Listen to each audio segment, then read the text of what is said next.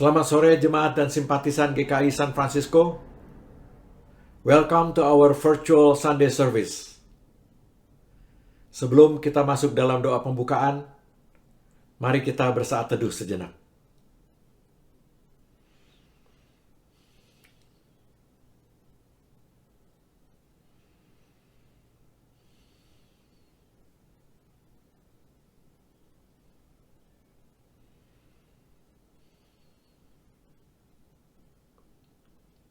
Mari kita berdoa.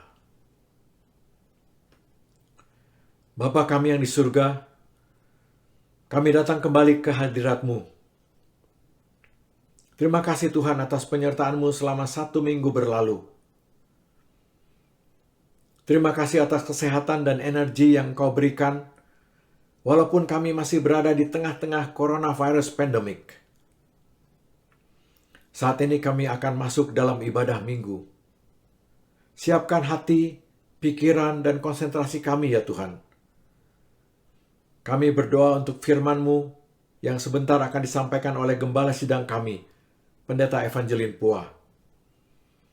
Biarlah Roh Kudus mengurapi beliau, menguasai pikiran dan perkataannya, agar firman Tuhan nanti sungguh dapat menguatkan iman dan meningkatkan kehidupan kerohanian kami. Kami serahkan keseluruhan ibadah sore hari ini ke dalam tangan Tuhan saja. In the name of Jesus Christ, our Lord and Savior, we pray. Amen. Mari kita bersama-sama menyanyikan lagu pembukaan.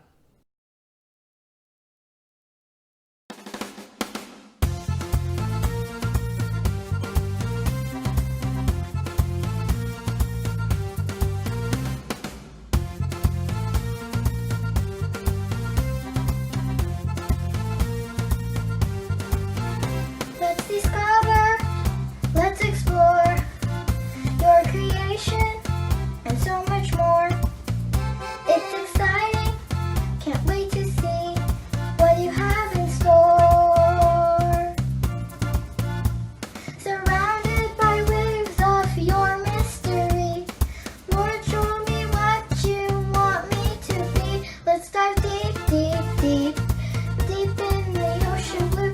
Deep, deep, deep, deep in my faith with you. Deep, deep, deep, deep in my heart I see your love is endlessly deeper than the sea.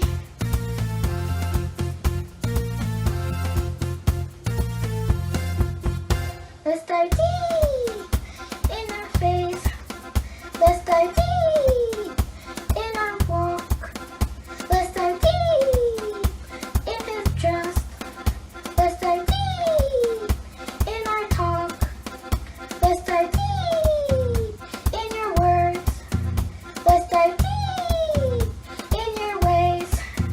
Let's dive deep in your love. Let's dive deep every day. Let's go deep, deep, deep, deep as the ocean blue. Deep, deep, deep, deep in my faith with you.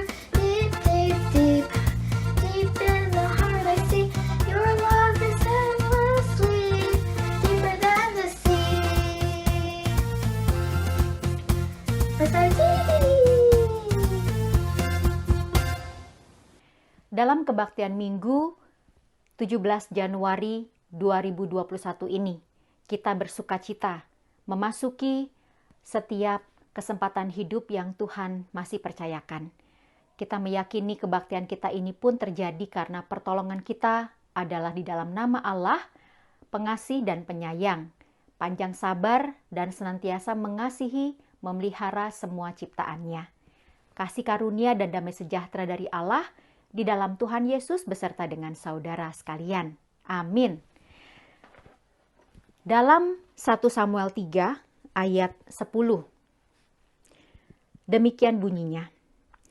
Lalu datanglah Tuhan, berdiri di sana dan memanggil seperti yang sudah-sudah.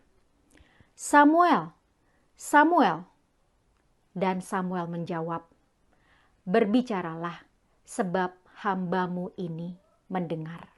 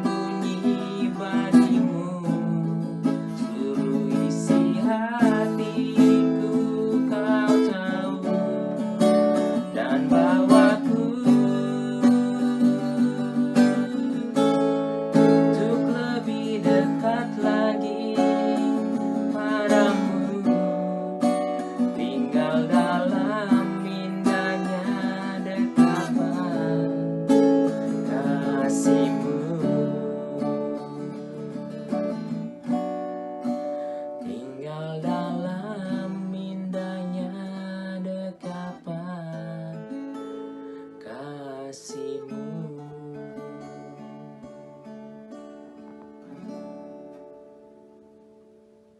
Bertindak sebagai hamba yang mendengar, sebagaimana dalam pengalaman Samuel bersama-sama dengan Imam Eli, mengingatkan kepada kita sekalian bahwa tantangan sebagai hamba-hamba Tuhan, murid-murid Tuhan selalu ada. Karena itu, saudaraku, di dalam kebaktian yang Tuhan undang dan adakan bagi kita ini, mari kita juga datang. Kita mengaku dosa-dosa kita. Biarlah pendengaran kita kepada firman Tuhan terus terbuka dan kuasa Tuhan saja yang bekerja. Mari kita memohon pengasihan-Nya. Ya Bapa yang rahimi dan rahmani, kami rapuh, kami hina. Tubuh kami juga kadang-kadang lemah. Fisik kami merosot, pikiran kami juga kadang penuh dengan berbagai beban. Belum lagi ketika kami membiarkan kehendak diri kami berkuasa.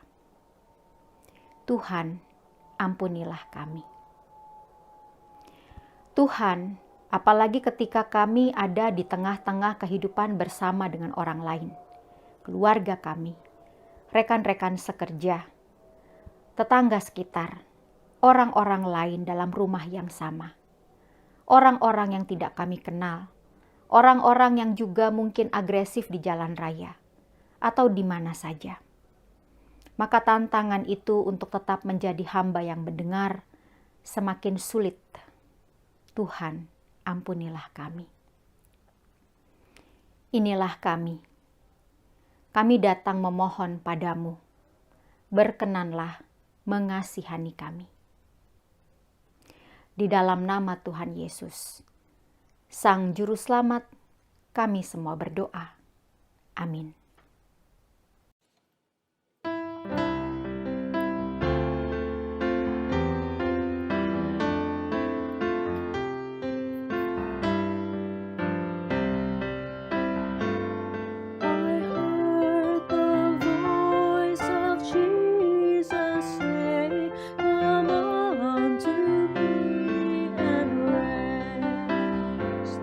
Lay down the weary one.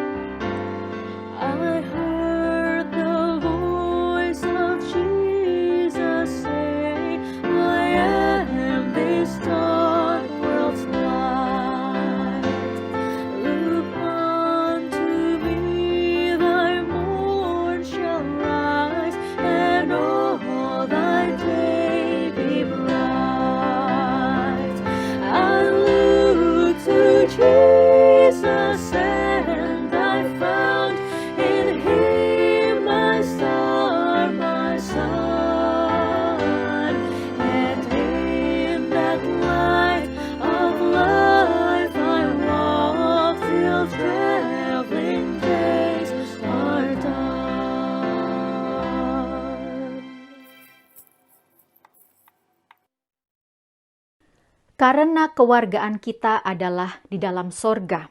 Dan dari situ juga kita menantikan Tuhan Yesus Kristus sebagai Juru Selamat yang akan mengubah tubuh kita yang hina ini sehingga serupa dengan tubuhnya yang mulia menurut kuasanya yang dapat menaklukkan segala sesuatu kepada dirinya.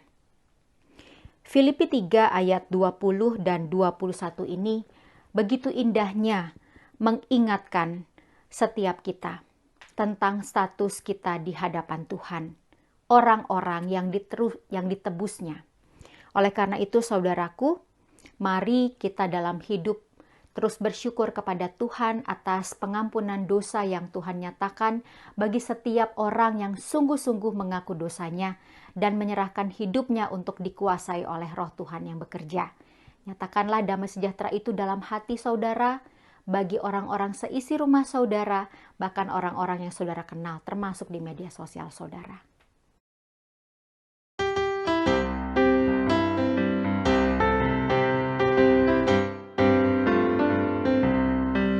He's got the whole world in his hands. He's got the whole world in his hands. He's got the whole world in his hands. He's got the whole world in his hands. He's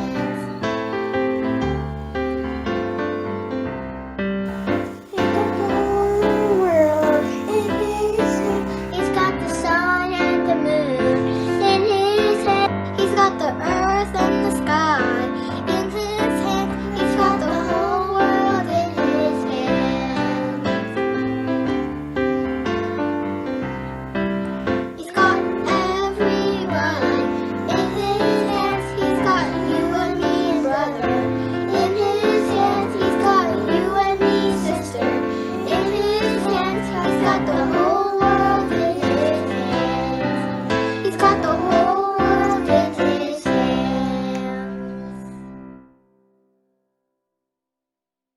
Di dalam memahami firman Tuhan, kita memerlukan Roh Kudus menolong kita.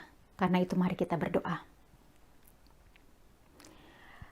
Bapa Surgawi, kami mau mendengarkan firman Tuhan. Bersabdalah, agar kami juga siap untuk melakukan firman Tuhan dengan sungguh-sungguh. Mohon Roh-Mu yang kudus berkenan, membiarkan kami untuk terus berpegang pada firman-Mu. Dan biarlah Roh Kudus juga berkenan berdiam dalam hati kami, agar kami dikuatkan terus-menerus untuk taat kepada Tuhan. Inilah doa kami. Di dalam nama Tuhan Yesus kami berdoa. Amin. Pembacaan firman Tuhan pada hari Minggu sore ini yang pertama diambil dari 1 Samuel pasal 3 ayat 1 sampai dengan ayat 10. Firman Tuhan. Samuel yang muda itu menjadi pelayan Tuhan di bawah pengawasan Eli. Pada masa itu firman Tuhan jarang. Penglihatan-penglihatan pun tidak sering. Pada suatu hari Eli yang matanya mulai kabur dan tidak dapat melihat dengan baik sedang berbaring di tempat tidurnya. Lampu rumah Allah belum lagi padam. Samuel telah tidur di dalam bait suci Tuhan, tempat tabut Allah. Lalu Tuhan memanggil, Samuel, Samuel. Dan ia menjawab, ya Bapa.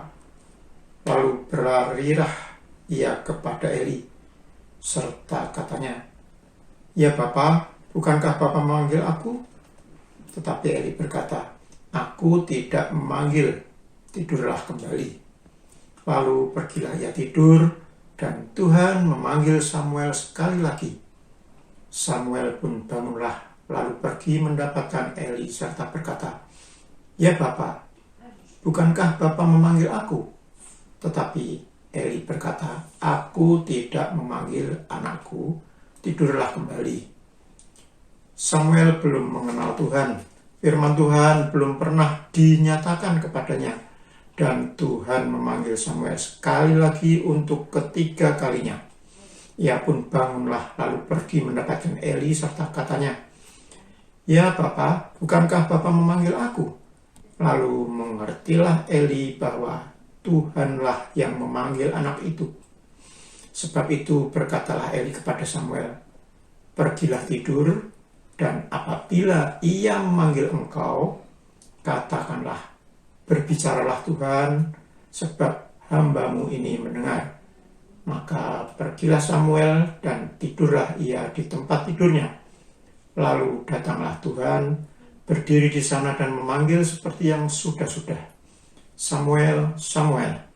Dan Samuel menjawab, "Berbicaralah, sebab hambamu ini mendengar." Demikianlah firman Tuhan. Firman Tuhan yang kedua diambil dari 1 Korintus 6 ayat 12 sampai dengan 20. Demikian bunyinya. "Segala sesuatu halal bagiku, tetapi bukan semuanya berguna. Segala suatu hal bagiku, tapi aku tidak membiarkan diriku diperhamba oleh suatu apapun. Makanan adalah untuk perut, dan perut untuk makanan, tetapi kedua-duanya akan dibinasakan Allah.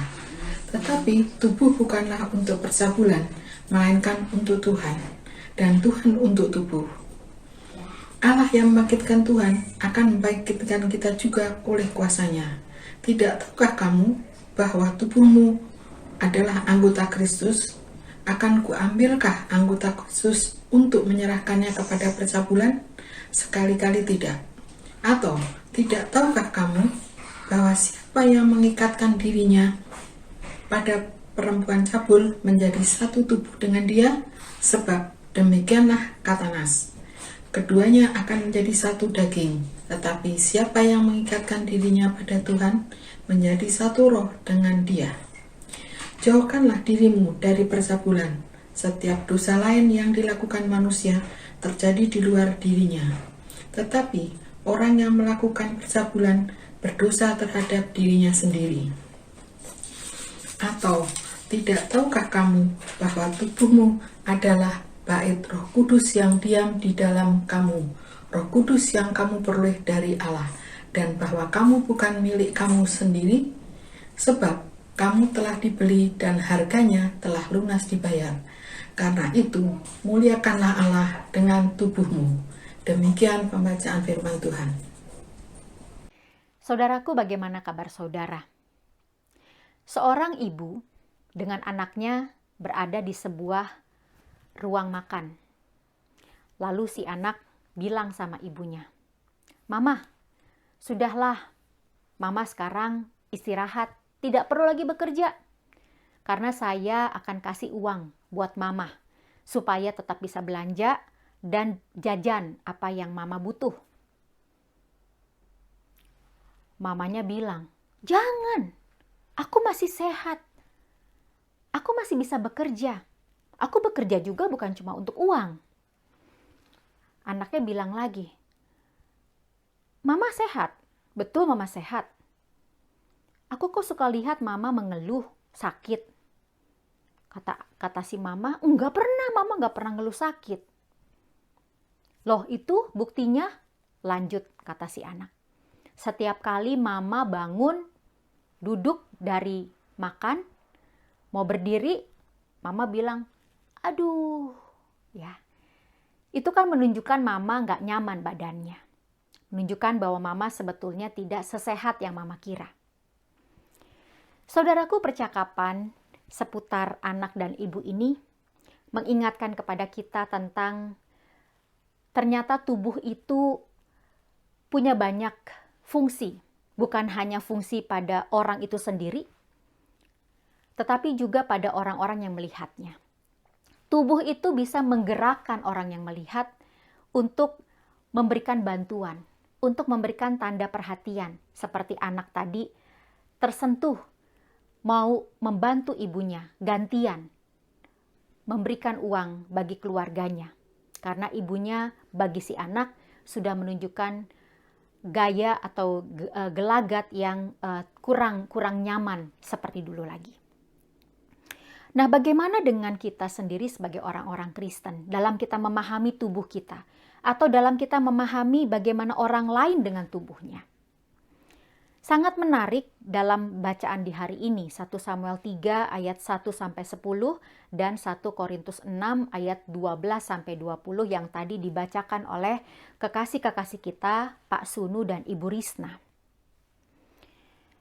Sekurangnya di situ misalnya ada dua hal. Pertama, kalimat bahwa Eli, imam, saat itu matanya sudah kabur dan tidak dapat melihat dengan baik, sedang berbaring di tempat tidurnya. Eli yang lemah ini mengingatkan kita juga tentang kondisi lemah Ishak. Berbeda sekali dengan Musa yang sampai ajalnya dikatakan dia masih bisa melihat dengan sangat baik. Jadi secara sosial tentu saja kekurangan Eli sebagai imam itu juga menunjukkan lemahnya harapan bangsa Israel. Karena Eli dipandang sebagai seorang yang ikut memimpin tentunya bangsa Israel. Apalagi dia berperan sebagai seorang imam. Nah, hal lain juga yang tidak kalah penting adalah ketika Samuel meresponi panggilan Allah. Dalam bagian pertama itu ada cuplikan-cuplikan kalimat, Samuel telah tidur di dalam bait suci tempat tabut Allah. Ketika ada suara Allah memanggilnya, Samuel, Samuel, dia menjawab, ya Bapa. Lalu berlarilah dia, serta katanya, ya Bapa, bukankah Bapa memanggil aku? Dia berlari kepada Imam Eli. Lalu kata Imam Eli, tidak, aku tidak memanggilmu. Lalu dia tidur lagi. Kedua kalinya, ketiga kalinya hal yang sama. Samuel mendengar sesuatu, namanya Samuel, Samuel dipanggil. Samuel pun bangunlah. Segera datang kepada Imam Eli. Dan pada ketiga kalinya itulah Imam Eli menyadari bahwa itulah suara Allah. Nah, saudara-saudara, dua bagian ini tentang bagaimana kondisi fisik Samuel dan kondisi fisik Imam Eli memperlihatkan dua kondisi yang sangat berbeda. Bahwa baik orang-orang yang tubuhnya lemah, matanya kurang awas, ada di pembaringan, maupun orang-orang setangkas semuda Samuel yang masih bisa berlari, yang masih bisa telinganya tajam, yang masih bisa tanpa bak-bu langsung bangun menghadap Imam Eli, menunjukkan ketaatannya. Lalu ketika Imam Eli mengatakan itu adalah suara Tuhan, responilah, maka Samuel pun meresponinya dengan berbicaralah Tuhan, sebab hambamu ini mendengar. Ajakan-ajakan yang tertuang di dalam dua gambar ini mengingatkan kepada kita bahwa tubuh kita pada dasarnya adalah kita pakai untuk memuliakan Tuhan. Lemah dan kuat, muda dan tua sama-sama dipanggil untuk tetap memuliakan Tuhan. Lalu juga saudara-saudara, hal yang lain tidak kalah penting dalam bagian pertama 1 Samuel 3 ayat 1. Pada masa itu firman Tuhan jarang, penglihatan pun tidak sering. Jadi kata jarang yang dipakai dalam teks itu sebetulnya tidak muncul dalam bagian-bagian lain di dalam Alkitab.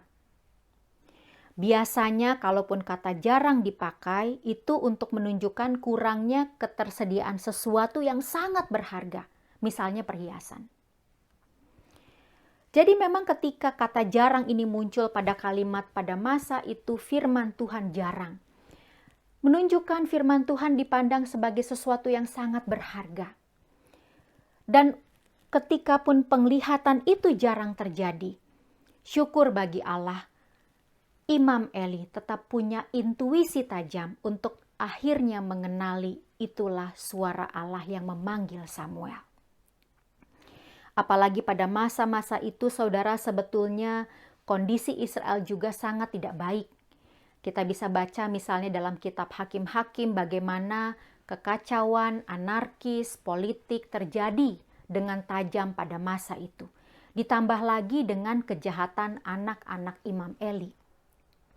Jadi kisruhnya suasana sosial politik dan juga di dalam rumah ibadah sendiri, dalam kondisi keluarga Imam Eli sendiri itu turut memperberat tentunya pergumulan bangsa Israel. Tetapi di tengah-tengah kondisi yang bertubi-tubi menekan tubuh-tubuh mereka secara fisik dan secara spiritual, dan kendati pun dikatakan firman Tuhan saat itu sangat jarang, Tuhan tetap hadir bagi mereka.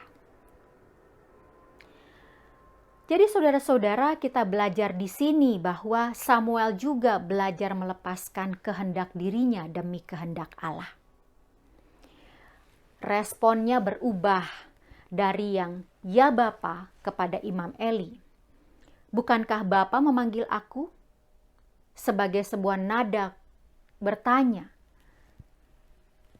meminta konfirmasi. Tetapi ketika akhirnya Imam Eli mengingatkan dia bahwa itulah suara Allah, maka Samuel pada keempat kalinya ketika suara itu datang lagi, dia langsung meresponi, berbicaralah sebab hambamu ini mendengar. Statusnya langsung dia tempatkan di bawah ketaatan kepada Allah. Dan memang dalam kelanjutan cerita kita melihat bagaimana Samuel terus meresponi sebagai nabi yang taat, sebagai pemimpin militer yang bahkan juga menyalakan semangat bertempur di hati orang Israel dan juga melawan Filistin dan juga menjadi perantara untuk menuntaskan Agag Raja Amalek.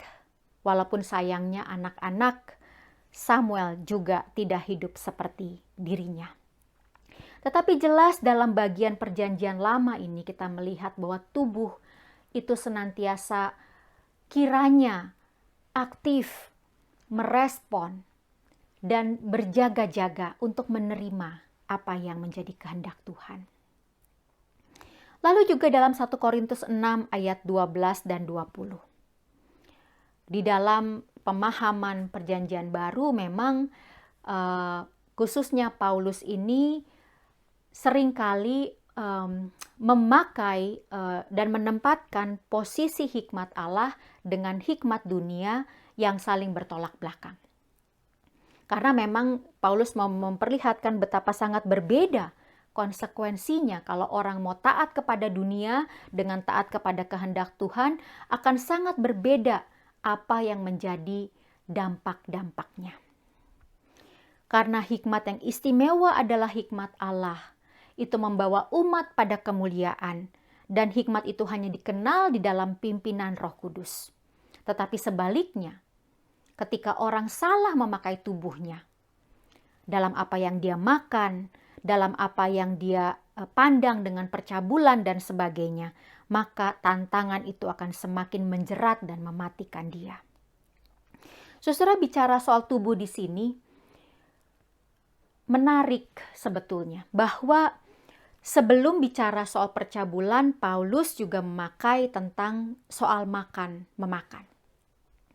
Dan kiranya juga ini bisa menjadi sebuah ilustrasi yang indah dan tajam untuk membuat kita memahami bagaimana memakai tubuh kita sendiri. Dari soal mulut saja, dari soal mengunyah saja, dari soal bagaimana kita juga menangkap bagaimana kita bisa dengan bijaksana memakai segala sesuatu yang Tuhan berikan melalui tubuh kita. Coba aja misalnya kalau kita nontonin video-video yang lesat ya, pakai bunyi-bunyian ya, ada bunyi telur dipecahkan ya, terus mixer misalnya ya, bikin kue, atau juga mungkin cangkang kepiting atau cangkang lobster dibuka, terus juga bunyi tumisan, kita langsung tuh tergambar. Kita langsung tahu, oh ini bau minyak, bawang putih nih. Ini bau merica nih, ini bau sambal, enak. Langsung air liur kita terasa keluar ya. Dari apa yang di mata. Padahal makanannya nggak ada di depan mata, tetapi karena mata kita melihat, ada suara lagi ditambah. supaya gambar itu semakin menciptakan imajinasi yang kuat sehingga kita betul-betul mau makan dan kita mau pesan makanan yang serupa, ya. Itu hebatnya tubuh yang Tuhan cipta. Jadi bayangkan kalau tubuh yang hebat ini kita pakai untuk memuliakan Tuhan. Betapa luar biasa kemuliaan Tuhan itu nyata. Jadi saudara-saudara, jelas bahwa disinilah Paulus mengingatkan bahwa di dalam tubuh ini, di dalam kita hidup di dunia ini ada macam-macam godaan yang bisa hadir. Dan apapun wajahnya, ia bisa merusak. Apalagi kalau kita bicara soal percabulan, kita juga makin dapat tantangan. Kenapa? Karena pertama juga isu percabulan adalah isu yang susah dibahas. Karena dianggap memalukan sekali. Apalagi buat orang Kristen. Ngomong aja kayaknya tabu gitu ya. Belum lagi juga yang kedua karena kita juga melihat jelas bahwa efek ini sangat merusak. Tetapi hari ini kita mau belajar dari jemaat di Korintus, dari kota Korintus yang merupakan kota pelabuhan. Di sana juga dosa seksual nyata dan nama Korintus sendiri itu juga mencerminkan hal itu. Bahkan juga ada ritual-ritual iman orang-orang yang tidak mengenal Tuhan yang mempraktekkan percabulan di kuil-kuil mereka.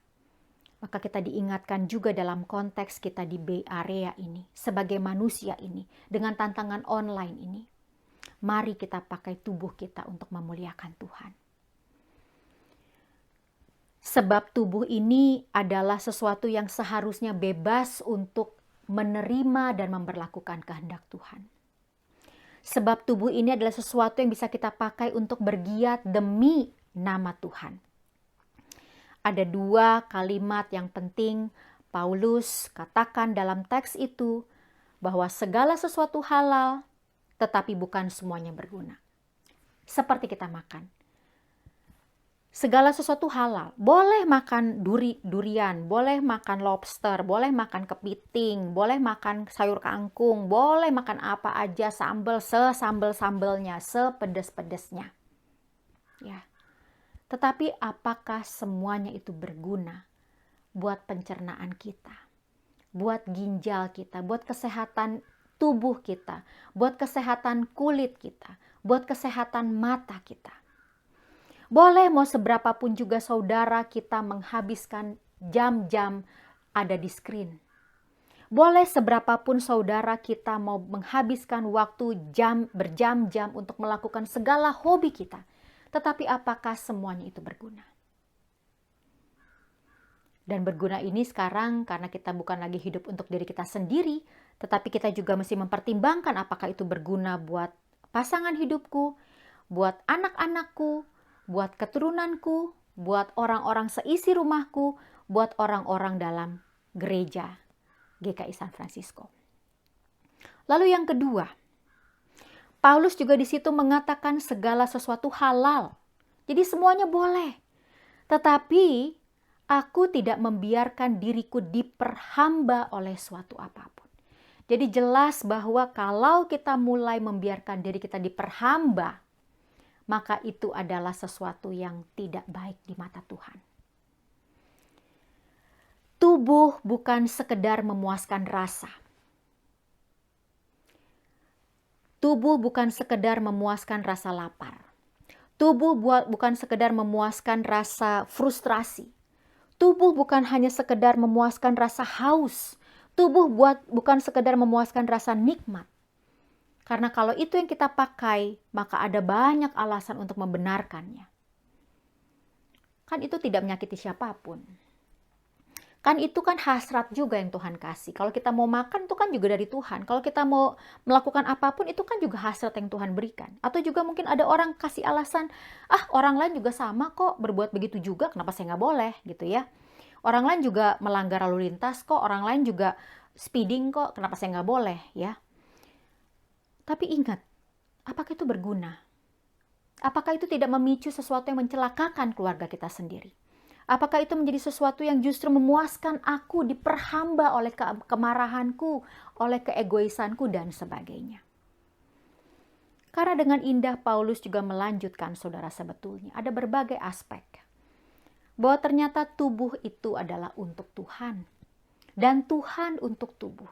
Jadi bayangkan kalau kita dan Tuhan adalah begitu sedemikian dekat dan karibnya. Apakah kita tidak malu? Apakah kita tidak termotivasi untuk terus menyenangkan Tuhan? Lalu juga dikatakan lebih lanjut oleh Paulus, tubuh itu akan dibangkitkan oleh Tuhan. Jadi kalau tubuh itu kita nodai dengan sesuatu yang tidak berkenan di mata Tuhan, yang rugi siapa? Yang rugi kita sendiri, karena tubuh itu akan dibangkitkan oleh Tuhan. Lalu yang ketiga, tubuh juga adalah anggota Kristus. Jadi kalau kita tahu Kristus itu begitu elok, Kristus itu begitu mempesona, Kristus itu begitu luar biasa, marilah kita menjadi anggota tubuhnya yang elok juga. Ya. Jadi jangan cuma kita berpikir bahwa yang penting kuku saya elok, kulit saya elok, tetapi biarlah kita juga berpikir hal yang sama tentang gereja Tuhan, tentang tubuh Kristus, karena kita adalah tubuh yang sama. Lalu juga dikatakan tubuh adalah bait Roh Kudus. Saudara bayangkan kalau ada orang yang tiba-tiba datang mencoret-coret mimbar gereja kita, apa yang mau kita lakukan? Pernah nggak lihat itu? Ya, waktu saya dulu pernah di gereja tertentu, ada juga orang yang memberikan masukan, misalnya soal anak-anak tuh nggak boleh lari-larian lagi kebaktian, berisik gitu ya. Tapi semakin kesini, semakin juga kita melihat bahwa sebetulnya anak-anak toh juga jadi bagian dalam rumah Tuhan. Ya, jadi kita mendengar ada orang berbicara hal-hal yang mengganggu hikmat ibadah saja terusik ya.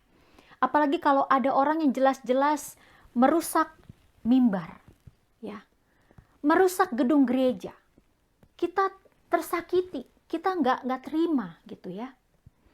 Jadi mari kalau kita juga melihat tubuh kita ini adalah bait Roh Kudus, mari kita pelihara itu dengan sebaik-baiknya untuk Tuhan. Dan yang terakhir juga dalam ayat 20, Paulus mengatakan tubuh untuk memuliakan Allah. Karena tubuh kita ini kita mau pakai untuk memuliakan Tuhan. Siapa tubuh? Tubuh itu adalah tubuh yang juga tadi seperti Imam Eli, tubuh yang juga ada kekurangannya. Kulitnya makin kendur gitu ya. Keriputnya makin banyak, fleknya makin banyak, atau juga mungkin makin bungkuk, makin lambat, makin lelet, makin sakit linu dan sebagainya. Atau juga seperti Samuel yang muda, yang masih bisa, bayangin kalau lagi tidur terus tiba-tiba bangun kan pusing saudara ya. Dia masih bisa bangun, lari ke Imam Eli. Bukan, salah, dia tidur lagi. Ada lagi suaranya, dia bangun lagi. Bukan, dia tidur lagi. Yang ketiga ada lagi, dia bangun lagi ke Imam Eli. Bukan juga. Lalu Imam Eli mengatakan, responilah Allah. Maka ketika suara Allah itu datang lagi, langsung dia bilang, berbicaralah sebab hambamu ini mendengar. Jadi maukah kita juga merespon panggilan Tuhan itu, siap ataukah tidak siap? Seperti kondisi cara Samuel merespon panggilan Tuhan. Seperti cara Imam Eli juga di tengah-tengah firman Tuhan yang jarang, penglihatan yang jarang, dia tetap akhirnya punya intuisi tajam untuk kenali bahwa itu ternyata suara Allah. Dia tidak kehilangan cara dia untuk mengenali mana suara Allah, mana yang bukan suara Allah. Jadi mari saudara-saudara ingat, apapun yang kita pakai, apapun yang kita beli, apapun yang kita tonton, apapun yang kita gunakan untuk mengelola energi dalam tubuh kita. Apapun kondisinya, ingatlah, semua halal, tetapi tidak semua berguna. Semua halal, tetapi kita tidak mau memperbiarkan diri kita diperhamba oleh siapapun. Sebab kita adalah hamba-hamba Tuhan yang siap mendengar suara Allah. Terpujilah Tuhan. Amin.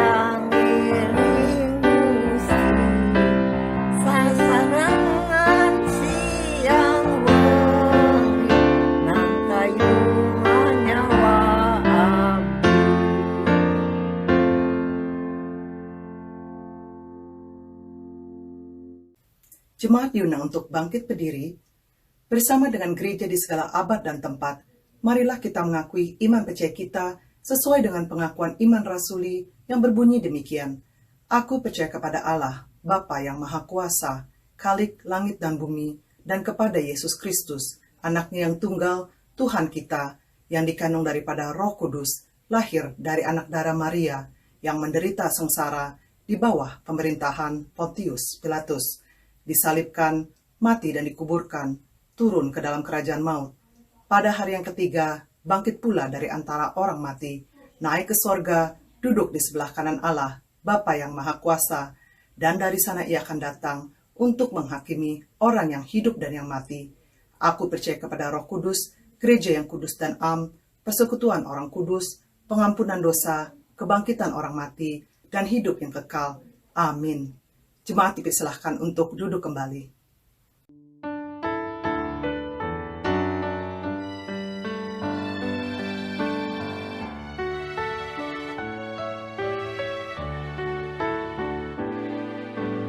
Yesus kawan yang sejati, bagi kita yang lemah,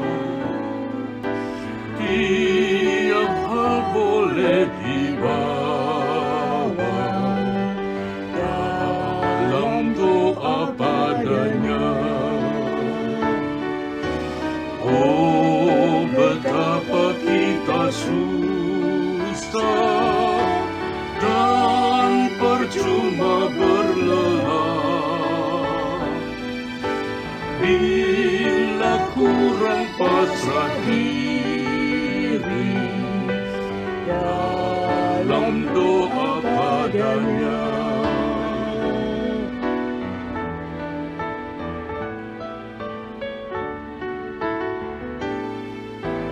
Jika oleh pencobaan kacau balau hidupmu,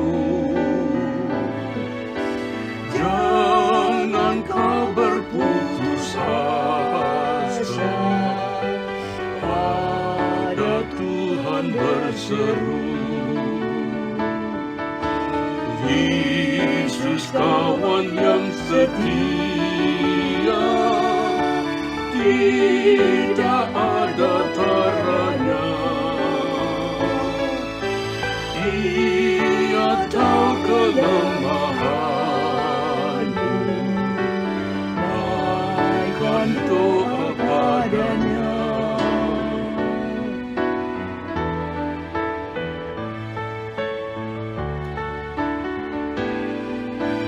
Adakah hatimu syarat, jiwa ragamu lelah? Yesuslah penolong kita, naikkan doa padanya. Biar kawan lain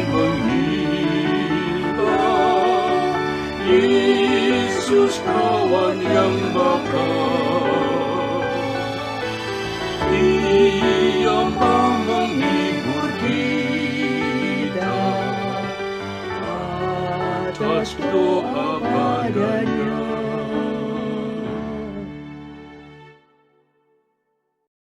Kita akan menaikkan doa syafaat. Biarlah dalam lingkup yang paling kecil, keluarga, jemaat, lebih luas lagi nasional dan internasional, kita bisa membawa setiap pergumulan kita ke hadapan Tuhan. Kita berdoa. Syukur bagimu Tuhan, dalam firman-Mu di hari ini, kami belajar tentang memakai tubuh kami dengan bijaksana, sebagai respon selaku hamba-hamba yang mendengar sabda-Mu. Karena itu, biarlah Roh-Mu yang kudus menolong kami untuk mempraktekkan pemahaman firman-Mu dalam kehidupan kami. Dalam skala keluarga, terima kasih atas keluarga-keluarga yang kami miliki. Terima kasih atas teman-teman dan sahabat yang kami punyai.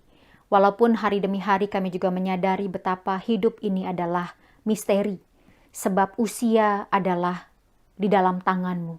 Walaupun memang dalam mengelola tubuh kami bisa keliru. Kami bisa saja keliru untuk apa yang kami makan, apa yang kami hirup, apa yang kami lakukan. Tetapi biarlah di hari ini kami belajar untuk bijaksana kembali menata kehidupan kami secara bertanggung jawab. Karena itu pakailah keluarga kami Tuhan dalam kehendak-Mu saja. Dalam Jemaat GKI San Francisco, dalam juga Presbiteri San Francisco, di dalam Sinode PCUSA. Biarlah juga Tuhan setiap program-program tahunan, mingguan, harian, semua juga ada dalam sejalan kehendak-Mu. Kami serahkan juga ada seri tentang Dismantling Structured Racism yang diselenggarakan oleh Presbiteri San Francisco. Biarlah kegiatan ini dapat meningkatkan semangat berkeadilan, agar di dalam segala aspek hidup kami bisa untuk terus mematahkan semangat-semangat yang memecah belah apapun itu. Karena kami pada dasarnya adalah manusia yang berharga yang Tuhan ciptakan. Kami juga mau menyerahkan di dalam proses pelantikan presiden dan wakil presiden yang baru di Amerika Serikat ini.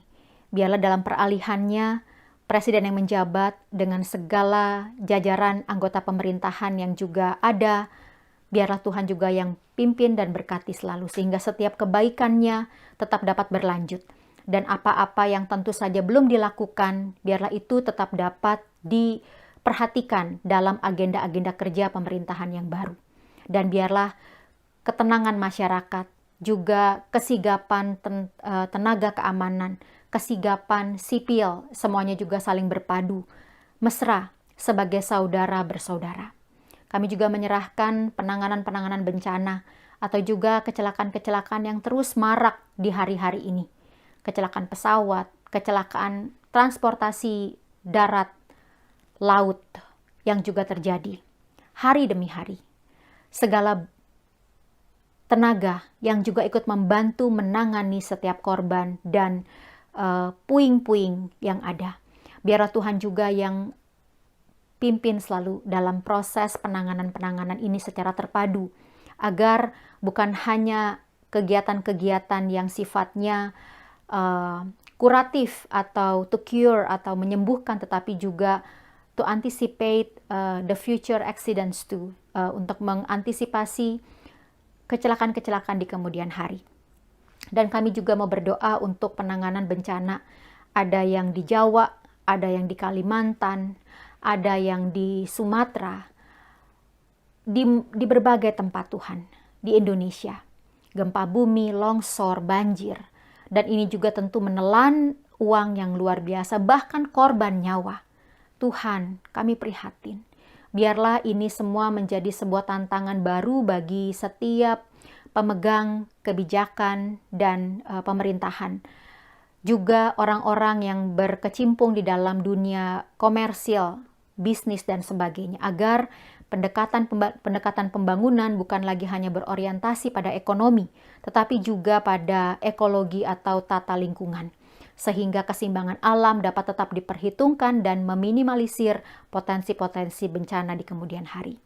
Dan kami juga mau menyerahkan rekan-rekan kami yang terkasih, yang pada hari-hari ini juga sedang bersedih karena kehilangan kekasih-kekasih hati mereka, baik yang karena kematian akibat sakit, pandemi COVID-19, ataupun juga yang karena penyakit-penyakit lain yang juga sudah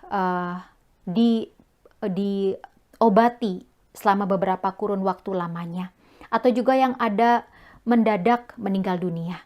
Tuhan, apapun relasi saudara ataukah teman, tetap saja yang namanya kematian itu pasti akan menyakitkan orang-orang yang dekat dengan mereka. Karena itu, pulihkanlah luka mereka. Hapuskanlah air mata mereka. Gantilah dengan pengharapan, sehingga ketika mereka mengeluarkan isi hati mereka, biarlah mereka tetap berpegang pada firman Tuhan. Pakai kami semua sebagai saluran berkat, agar kami bisa saling memeluk dalam iman kami, karena kami percaya Roh Kudus akan terus bekerja menghibur dan menguatkan kami. Dan bagi yang sedang sakit dalam masa-masa terapi, dalam masa-masa berobat, atau juga karena usia mereka sudah semakin lanjut, atau di dalam juga pandemi COVID-19 ini mereka juga ada yang masih dalam gejala ringan ataupun gejala-gejala yang perlu diobati, isolasi, bahkan gejala-gejala yang berat. Apapun kondisi atau steps yang mereka mesti tempuh di dalam mengobati penyakit mereka. Biarlah Engkau ya Allah juga terus menguatkan mereka satu persatu. Terima kasih Bapa untuk segala kasih sayang-Mu buat semua kami yang ada di Bay Area maupun yang di mana saja menyaksikan tayangan ini. Biarlah nama-Mu Tuhan terus dimuliakan. Sehingga suatu hari nanti ketika pandemi juga berakhir ataukah juga belum berakhir, kami tetap semakin punya pengharapan karena kami tahu Allah yang setia tidak pernah meninggalkan kami. Inilah doa kami mau terus bertekun dalam iman sebagaimana semangat atau spirit yang Tuhan Yesus ajarkan dalam doanya.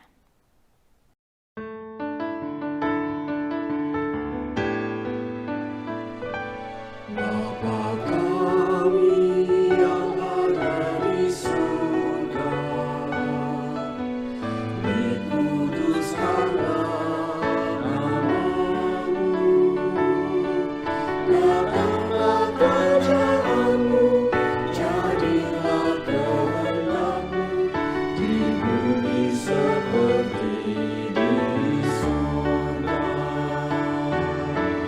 Beri kami hari ini makanan yang secukupnya, ampuni salah kami seperti kami ampuni yang bersalah pada kami. Jangan bawa kami dalam pencobaan, melainkan lepaskan kami dari yang jahat.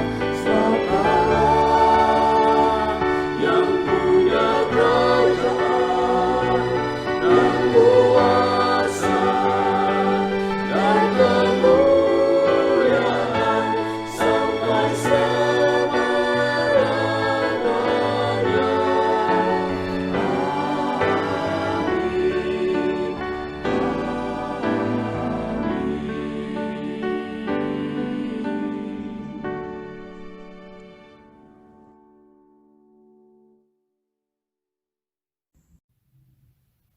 Selamat sore jemaat yang dikasihi Tuhan. Berikut ini adalah warta jemaat untuk minggu ini. Bagi jemaat yang membutuhkan konsultasi pastoral, dapat menghubungi majelis atau pendeta Evangeline Poa melalui nomor 415-685-5979 atau mengirimkan email ke session@gkisf.org. Majelis jemaat mengucapkan selamat bagi mereka yang merayakan hari ulang tahun, anniversary, ataupun peristiwa penting lainnya. Oleh karena itu, sebagai ucapan syukur, jemaat dapat memberikan persembahan melalui Thanksgiving ke nomor 415-532-2225 atau secara online melalui website berikut ini. Persembahan juga dapat diberikan melalui Zelle ke email gkisf1991@gmail.com. Jemaat dapat transfer uang atau mendepositkan cek ke Bank of America atas nama GKI San Francisco. Untuk nomor account dan routing number dapat dilihat di WhatsApp grup GKI San Francisco. Dalam masa-masa social distancing ini, majelis ingin mengundang jemaat untuk tetap berpartisipasi dalam persekutuan dengan umat Tuhan. Berikut ini adalah kegiatan virtual gereja kita. Doa malam setiap hari Senin, jam 8:30 sampai 9:30 malam. Pemahaman Alkitab setiap hari Kamis malam, jam 8:30 sampai dengan jam 8:30. Sunday School setiap hari Sabtu pagi, jam 11 sampai 11:30. Youth Fellowship setiap hari Sabtu malam, jam 8 sampai dengan jam 9. Info lebih lengkap mengenai kegiatan ini dapat dilihat di WhatsApp grup GKI San Francisco. Kami juga mengundang jemaat untuk menghadiri virtual social hall setelah ibadah ini selesai. Demikian warta minggu ini. Terima kasih atas perhatian saudara sekalian. Sampai jumpa minggu depan, jam 4 sore di channel yang sama. Stay healthy and safe. Tuhan memberkati.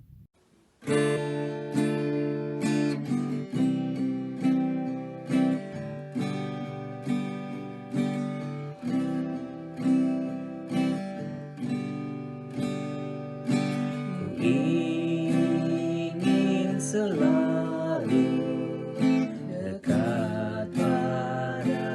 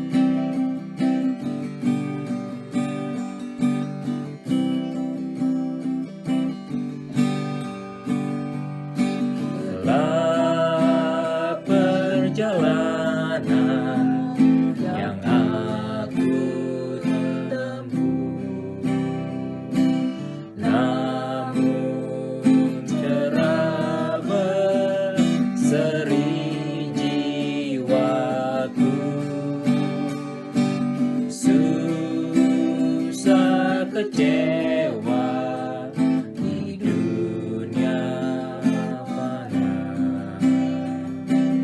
Damai menanti di sorga Bapa. Oh Juru Selamat, pegang tanganku, bimbinganmu yang aku perlu. Beri pertolongan dan kuasa-Mu. Oh Tuhan Yesus, pegang tanganku.